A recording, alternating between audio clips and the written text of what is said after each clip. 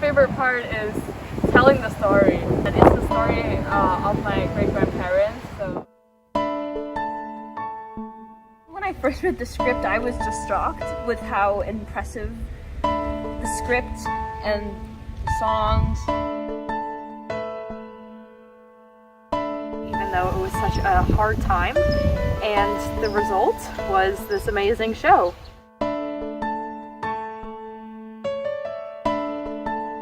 And it was just such a pleasure to be a part of this. we did a lot of research. We look up every details in the real history. It's student written by wonderful people, which I find amazing.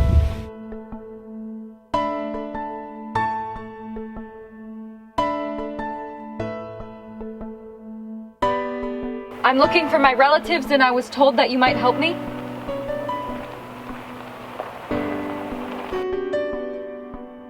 How do you process immigrants here in Angel Island?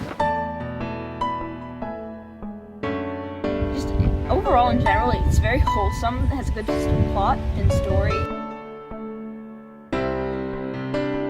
But during the pandemic, I feel like this is a really meaningful thing to do.